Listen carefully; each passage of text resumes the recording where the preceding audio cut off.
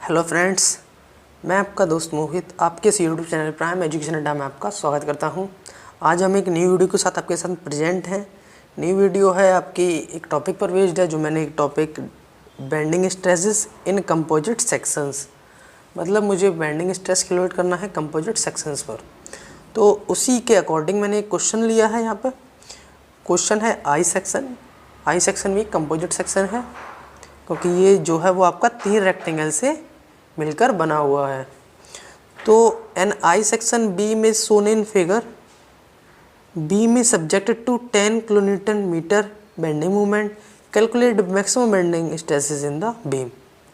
तो मुझे ये क्वेश्चन है मेरा, आई सेक्शन है, इसमें मुझे बेंडिंग मूवमेंट दिया हुआ है। मैं इसको बेंडिंग मूवमेंट मतलब मैं यहाँ पे पहले गिवन लिख लेता हूँ। गिवन क्या क्या है, बेंडिंग मोमेंट गिवन है आपका 10 किलोन्यूटन मीटर। मुझे इसको अगर न्यूटन मीटर में चेंज करना हो तो मैं इसको 1000 से मल्टीप्लाई कर दूंगा, तो ये जो हो जाएगा मेरा न्यूटन मीटर में चेंज हो जाएगा। तो ये आपका आएगा 10 × 10⁻³ न्यूटन मीटर। ओके, सबसे पहले स्टेप वन में मुझे लोकेट द न्यूट्रल एक्सिस, मतलब सबसे पहले मुझे फर्स्ट ऑफ ऑल मुझे न्यूट्रल एक्सिस की लोकेशन बतानी होगी कि न्यूट्रल एक्सिस इस कंपोजिट सेक्शन की किस पर है, कहाँ पर है। तो देखिए, मतलब अगर इसको देखा जाए तो एक्स एक्सिस के अलोंग ये क्या आपका अनसिमेट्रिकल है, पर वाई एक्सिस के अलोंग ये सिमेट्रिकल है। तो अगर वाई एक्सिस के अलोंग सिमेट्रिकल है तो वो कहाँ से होगा, यहाँ से कोई लाइन पास हो रही होगी जिसके अलोंग ये क्या होगा, सिमेट्रिकल। तो मुझे एक्स बार इसका पता चल गया। एक्स बार क्या होगा, मैं या नीचे वाले फाइबर का, चाहे मैं टॉप रेक्टेंगल का अगर लेंथ देखूं उसका आधा कर दूं, मतलब यहाँ से अगर देखा जाए यहाँ से तो 5 डिस्टेंस पर 5 सेंटीमीटर पर 10/2, उसके हिसाब से मैंने क्या ले लिया आपका 5 सेंटीमीटर। अब मुझे मोमेंट ऑफ इनर्शिया कैलकुलेट करना होता है, वो मुझे किसके अलोंग देखना पड़ेगा, एक्स एक्सिस के अलोंग। तो एक्स एक्सिस के अलोंग कैलकुलेट करने के लिए तो मुझे वाई बार इसका कैलकुलेट करना होगा। तो वाई बार कैलकुलेट करने के लिए मुझे क्या A1 V1 A1 A2 A3 और Y1 Y2 Y3 की वैल्यू फाइंड करनी होगी। तो इसी को लेते हुए मैं इन तीनों रेक्टेंगल को डिवाइड कर दे रहा हूँ, इस पूरे सेक्शन को 3 रेक्टेंगल में डिवाइड कर रहा हूँ। तो यहाँ से कोई मेरा फर्स्ट रेक्टेंगल है और ये यहाँ से यहाँ तक मेरा कोई सेकंड रेक्टेंगल है, और ये जो आपका टॉप वाला है वो आपका थर्ड रेक्टेंगल है। तो उसी को लेते हुए ये मेरी कोई रेफरेंस एक्सिस है वाई बार कैलकुलेट करने के लिए, रेफरेंस एक्सिस। तो ठीक है, इसको मैं ए बी नाम देता हूँ, A B. Okay, A B नाम देने के बाद मुझे सबसे पहले A1 इसका क्या होगा, फर्स्ट वाले रेक्टेंगल का एरिया कितना होगा 10, और जो इसकी विड्थ है वो है आपका 2। कितना है आपका 2 सेंटीमीटर। ओके, तो ये मेरा A1 कितना हो गया 10 × 2। ये थ्रू आउट द लेंथ 2 ही है, थ्रू आउट द विड्थ। तो ये आपका कितना हो गया 20 सेंटीमीटर स्क्वायर। A1 हो गया। अब इसी A2 क्या होगा आपका 10 × 2, 10 × 2, ये भी आपका 20 होगा। अब मैं बात करता हूँ A3 की, तो A3 का मेरा होगा 6 × 2, ये लेंथ इंटू विड्थ, 6 × 2, ये आपका कितना होगा 12 सेंटीमीटर स्क्वायर। तो इसी तरह से मैं Y1 कैलकुलेट करता हूँ। तो Y1 देखें तो मतलब मुझे y1 कैलकुलेट करना है तो y1 इस एक्सिस से फर्स्ट वाले रेक्टेंगल का CG कितना होगा, तो 2 डिवाइडेड बाई 2 कितना होगा आपका 1 सेंटीमीटर। मतलब रेक्टेंगल का CG कहाँ पे लाई करता है, अगर मैं y एक्सिस x के अलोंग देखूँ तो ये कोई मेरी अगर v है, ये d है, तो अगर मुझे कोई इसके अलोंग अगर मुझे CG बताना है किसी रेक्टेंगल का तो मैं कह सकता हूँ b/2 होता है। तो इसी तरह से मैंने डिवाइड दे दिया, AB मैंने रेफरेंस एक्सिस माना है, रेफरेंस एक्सिस के अलोंग मैं फर्स्ट वाले रेक्टेंगल का CG बता सकता हूँ, तो वो 1 पे होगा। किसके अलोंग, किसके अलोंग, y एक्सिस के अलोंग, तो y1 मेरा 1 आ गया। इसी तरह से y2, AB से देखिए y2 कितना, मतलब y2 कैसे होगा आपका 2, ये वाली डिस्टेंस को ऐड करिएगा, इस वाली जो 2 वाली रेक्टेंगल है उसका जो विड्थ है उसका डिवाइड कर दीजिएगा 2 से, तो आपका CG आ जाएगा 2 + 5, ये आपका आ गया 7 सेंटीमीटर। इसी तरह से y3 कैलकुलेट करिएगा तो y3 आएगा मेरा 2 + 10 प्लस थर्ड वाले का आधा, तो ये 2 + 10 + 1, ये आपका कितना आ गया 10 + 2 12, और ये आपका आ गया 13 सेंटीमीटर। तो ये मेरा यहाँ से मैं यही एक थोड़ा स्पेस ले लेता हूँ क्योंकि इसमें डायरेक्ट मुझे y बार निकालना है। तो देखिए y बार क्या होता है, इसका formula A1 y1 + A2 y2 + A3 y3 divided by A1 + A2 + A3। तो इसको आप निकालिएगा तो ये आपका पुट करिएगा वैल्यू अब 20 × y1 1 + A2 20 × y2 7 + A3 12 × y3 13 divided by A1 20 A2 आपका है 20 A3 आपका 12। इसको आप सॉल्व करेंगे तो ये आपका जो आएगा वो आएगा 6.07 सेंटीमीटर। मतलब इसका मतलब क्या हुआ,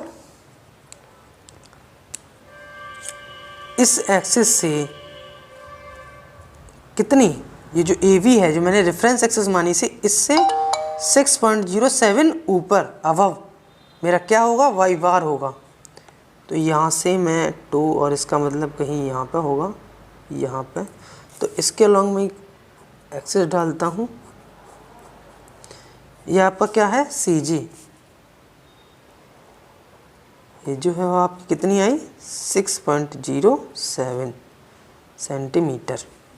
ओके, तो मुझे इसका y बार पता चल गया। अब मैं नेक्स्ट आगे बढ़ते हुए इसी में मेरा y बार का मुझे पोजीशन पता चल गया, तो वो है आपका 6.07 सेंटीमीटर। तो यहाँ से देखिए आप, इसको मैं थोड़ा फोल्ड कर लेता हूँ इस फिगर को। तो यहाँ से आप,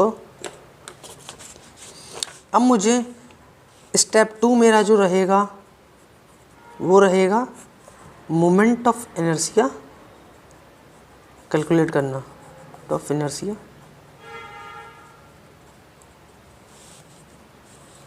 ओके, तो मुझे इस एक्सिस के अलोंग जिससे मेरा जो है वो y बार पास हो रहा है, मतलब इसको मैं x नाम देता हूँ, इस एक्सिस के अलोंग मुझे मोमेंट ऑफ इनर्शिया फाइंड करना होगा। तो मोमेंट ऑफ इनर्शिया मैं आपको पहले ही बता चुका हूँ, वीडियो मैंने अपलोड किया, उसमें आप देखिएगा कि मोमेंट ऑफ इनर्शिया किसी भी सेक्शन का कैसे कैलकुलेट करते हैं। तो इसमें मुझे Ix फाइंड करना है। तो Ix फाइंड करने के लिए मुझे सबसे पहले क्या पता होना चाहिए, Ixx1 + Ixx2 + Ixx3। ओके, तो मुझे इसी में बढ़ते हुए मुझे पहले सबसे पहले Ixx1 कैलकुलेट करना होगा। तो आई एक्सेस 1 क्या होगा देखिए, पहले हम इसका आई जी 1 देखेंगे और प्लस ए एच स्क्वायर, ये मुझे फॉर्मूला लगाना है थ्योरम ऑफ पैरेलल एक्सिस। तो आई जी 1 देखिए आप, आई जी 1 कैसे कैलकुलेट करती है, वी डी क्यूब, ये क्या एक रेक्टेंगल ही तो है जो आपका फिगर है, जो फर्स्ट जो मैंने इसमें नाम दिया वो क्या एक रेक्टेंगल शेप का है। तो रेक्टेंगल शेप का मोमेंट ऑफ इनर्शिया अलोंग सी जी क्या होता है, बी डी क्यू अपॉन 12। तो इसका जो v होगा, इस एक्सिस के अलोंग कैलकुलेट कर रहा हूँ, तो v इस एक्सिस के अलोंग पैरेलल जो साइड है उसको लिख लीजिएगा इनटू, और जो इसको कट कर रही है परपेंडिकुलरली, ये आपकी 2 वाली साइड इस एक्सिस को परपेंडिकुलरली कट करेगी, तो इसका क्यूब जो कट करेगी परपेंडिकुलर उसका हम क्यूब करेंगे और divided by 12, B D Q upon 12 plus area देखिएगा, इसका एरिया क्या होगा बता सकता हूँ मैं, 10 इंटू 2 इंटू एच जो होता है वो मेरा वो क्या होता है, होल सेक्शन का सी जी और जो आपका पर्टिकुलर सेक्शन का सी जी है उसका डिस्टेंस। तो इस पूरे सेक्शन का सी जी कहाँ पर लाई कर रहा है, 6.07 माइनस इस पहले वाले सेक्शन का सी जी कहाँ पर होगा, 2 का डिवाइड बाई जो y1 मैंने निकाला था, y1 कितना आया था 1, तो इसमें से मैं 1 माइनस कर दूंगा और इसका स्क्वायर एच स्क्वायर। तो इसको अगर मैं कैलकुलेट करता हूँ तो ये जो वैल्यू आपकी निकल के आएगी वो आएगी आपकी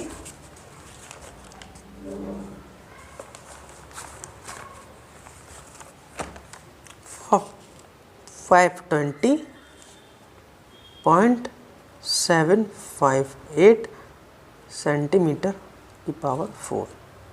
ये मेरा आ गया आई एक्स एक्स 1। सेम मुझे आई एक्स एक्स 2 फाइंड करना होगा। तो आई एक्स एक्स 2 को फाइंड करने के लिए मुझे सेकंड वाले रेक्टेंगल पर जाना होगा, दूसरे वाले पर। तो दूसरे वाले पर जाने के लिए मुझे सेम प्रोसेस रहेगा मेरा, आई जी 2 प्लस ए एच स्क्वायर, इसको मैं A1 दे देता हूँ, इसको A2, क्योंकि ये डिफरेंट सेक्शन का है इसीलिए। तो एच भी डिफरेंट होगा, पर आप इसको चलो एच इसको भी नाम देते हैं H1 H2। ओके, तो IG2 दूसरे वाले को देखिए, दूसरे वाले का सेम इसी को देखना है, इस एक्सिस के अलोंग, इस एक्सिस के अलोंग जिसकी डिस्टेंस है वो कितनी है 2 इंटू जो इस सेक्शन को परपेंडिकुलर कट कर रही है वो कितनी है 10, इसका क्यूब, 10 का क्यूब अपॉन 12 प्लस A2 देखिएगा, इसका एरिया कितना होगा 10 इंटू 2। अब इसका H देखिएगा, H क्या होता है मैंने बताया, होल सेक्शन का CG माइनस उस पर्टिकुलर सेक्शन का CG। तो ये जो होगा वो आपका 6.07 माइनस y2 कितना आया था, y2 देखिएगा, y2 आपका आया था 7, तो मैं इसको माइनस कर दूंगा 7, इसका कर दूंगा स्क्वायर। इस वैल्यू को कैलकुलेट करिएगा, ये आपका निकल के आएगा 183.96 सेंटीमीटर 4। ओके, तो सेम मुझे अब आई एक्स एक्स 3 कैलकुलेट करना है। तो आई एक्स एक्स 3 को कैलकुलेट करने के लिए थर्ड वाले पर जाऊंगा, थर्ड रेक्टेंगल पर। तो सेम इसके पैरेलल कौन सी साइड है 6, तो 6 इंटू इसको जो परपेंडिकुलर कट कर रही है वो आपकी कितनी है 2 का क्यूब अपॉन 12 प्लस एरिया इसका क्या होगा 6 इंटू 2 इंटू एच देखिएगा, इसका y3 कितना आया था, पहले तो मैं CG इसका ओवरऑल CG लिख लेता हूँ माइनस उसका y3 इसका आया था 13, तो 13 का स्क्वायर। इसको आप कैलकुलेट करेंगे तो ये आपका निकल के आएगा 580.0168। ये जो कैलकुलेशन जो आपकी सभी की आएगी वो काफ़ी लंबी आएगी, इसको आप ध्यान से कैलकुलेट करिएगा। बहुत रेयर केसेस में मिस्टेक हो जाती है जिससे आपका पूरा क्वेश्चन जो है वो गड़बड़ हो जाता है, क्योंकि लॉन्ग प्रोसेस है। इसका है काफ़ी इजी पर लॉन्ग प्रोसेस है। बस आप अगर प्रोसेस को समझ गए तो ये आप इसको इजीली फाइंड कर पाएंगे हर एक चीज़। ओके, ये मेरा स्टेप 2 में मैंने क्या कैलकुलेट किया, मोमेंट ऑफ इनर्शिया। अब मुझे थर्ड में सीधा स्टेप थर्ड में using bending equation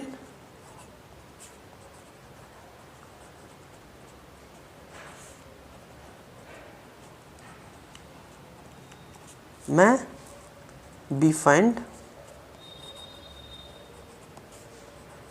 bending stress. एक छोटा सा काम रह गया, मुझे इसका ऐड भी तो करना है ना। मैंने ऊपर बताया आई एक्स क्या होता है, आई एक्स एक्स 1 प्लस आई एक्स 2 प्लस आई एक्स 3। इस वाले को और इस वाले को आप ऐड करिएगा, तो ये ऐड करके आपका जो आएगा वो आएगा 1285.0168 सेंटीमीटर 4। ओके, ये आपका आ गया आई एक्स। तो मुझे बेंडिंग इक्वेशन में जानता हूँ sigma upon Y M upon I equal to E upon R. इसमें सिग्मा क्या है आपका, बेंडिंग स्ट्रेस या फिर स्ट्रेस, और वाई क्या है आपका, न्यूट्रल एक्सिस से डिस्टेंस, और एम क्या है आपका मूवमेंट, आई क्या है आपका मूवमेंट ऑफ इनर्शिया, और ई आपका क्या है मॉडुलस ऑफ इलास्टिसिटी, आर क्या है आपका रेडियस ऑफ कर्वेचर। तो मुझे केवल ये जो है आपका ये रिलेशन, केवल इतना ही रिलेशन काम आना है, क्योंकि इसमें देखो आप मैंने एम भी दिया था, इसका मोमेंट बेंडिंग मोमेंट भी दिया था, और आई मैंने इसका निकाल ही लिया, और वाई वो निकाल सकता हूँ मैं न्यूट्रल एक्सिस से कितना डिस्टेंस पर है, और सिग्मा मैं इसको कैलकुलेट कर लूँगा बेंडिंग स्ट्रेस। तो सेम अब एक नेक्स्ट को लेते हैं, नेक्स्ट पेज को लेते हुए जो मेरी वैल्यूज़ अभी तक आ चुकी हैं वो मैं लिख लेता हूँ। मुझे सिग्मा फाइंड करना है, और वाई देखिए आप, देखो इसमें पूछा है कैलकुलेट मैक्सिमम बेंडिंग स्ट्रेस। तो आप ध्यान रखिएगा जो मैक्सिमम बेंडिंग स्ट्रेस आता है या तो वो टॉप फाइबर पे आता है या फिर टॉप फाइबर पे आपका क्या आता है बेंडिंग स्ट्रेस मैक्सिमम, या फिर आपका और जो मिनिमम है वो आपका किस पे आता है बॉटम फाइबर पे। अभी समझिएगा कम इसका उल्टा भी होता है। तो देखिए आप इसका वाई कैलकुलेट करते हैं, तो वाई कैलकुलेट करने के लिए मुझे क्या करना होगा, न्यूट्रल एक्सिस से क्या बताना होगा दूरी डिस्टेंस। तो देखिए जो आपका मैक्सिमम बेंडिंग स्ट्रेस जो लगेगा वो आपका लगेगा टॉप फाइबर पर, मतलब इस वाली फाइबर पर। ये आपका ये वाला टॉप फाइबर है, इस पर क्या लगेगा मैक्सिमम, इसका मैं नाम देता हूँ ई एफ। जो ई एफ जो है टॉप फाइबर, इस पर मेरे का लगेगा मैक्सिमम बेंडिंग स्ट्रेस। तो मैं अब मुझे क्या करना होगा, इस एक्सिस से और इस एक्सिस की क्या बतानी होगी डिस्टेंस कितनी है। तो मैं इसको बता सकता हूँ होल, पहले तो पूरी लेंथ लीजिएगा, पूरी लेंथ कितना होगा ये आपका 2 10 + 2 2 + 10 + 2 -6.07। ये आपका क्या आ जाएगा न्यूट्रल एक्सिस से डिस्टेंस। ये वाई न्यूट्रल डाल देता हूँ, इसको वाई न्यूट्रल नाम देता हूँ। तो ये आपका क्या होगा 14 - 6.07, ये आपका आएगा 7.93 सेंटीमीटर। इसको एमएम में चेंज कर लीजिएगा, एमएम में चेंज करने के बाद 79.3 mm। फिर आपका जो नेक्स्ट वैल्यू दिया था वो आपका क्या दिया था मैक्स बेंडिंग मोमेंट, मतलब एम दिया है मुझे 10 किलोन्यूटन मीटर। तो इसको आप सारी वैल्यूज़ आप मिलीमीटर में चेंज कर लीजिएगा। तो इसको मैं न्यूटन मीटर में चेंज करता हूँ। तो सबसे पहले इसको किलो न्यूटन को चेंज करो, 1000, ये आपका न्यूटन मीटर हो जाएगा। अगर सेम मुझे इसको मिलीमीटर में चेंज करना हो तो मैं इसमें 1000 का इंटू और कर दूंगा, ये जो आएगा आपका 10⁻⁷ न्यूटन mm। ओके, अब जो मेरा नेक्स्ट है वाई न्यूट्रल बेंडिंग मोमेंट हो गया। अब जो है वो आपका क्या है आई एक्स को देखिएगा। आई एक्स जो आया था आपको कितना आया था, ये 1285.0168 सेंटीमीटर 4। इसको मुझे mm में चेंज करना है, तो mm में चेंज करने के लिए मैं क्या करूँगा, 10 की पावर 4 से इंटू कर दूंगा, ये आ जाएगा mm4। क्योंकि देखिए सेंटीमीटर से mm में चेंज कर लेके 10 इंटू 10 करते हैं, पर पावर 4 है तो मुझे 10 की पावर 4 करना पड़ेगा। तो ये आपका हो गया। अब मैं डायरेक्ट इसको फॉर्मूला में पुट करता हूँ। फॉर्मूला आपका क्या है,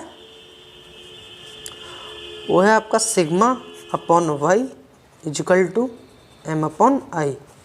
सिग्मा वो आएगा आपका M upon I into Y. Values को पुट करिएगा, वैल्यूज़ आपकी 10 की पावर 7 इंटू वाई कितना है आपका 79.3 डिवाइडेड बाई 1285.0168 इनकी 10 की पावर 4। तो इसको आप अगर कैलकुलेट करेंगे तो ये जो आएगा आपका 61.71 न्यूटन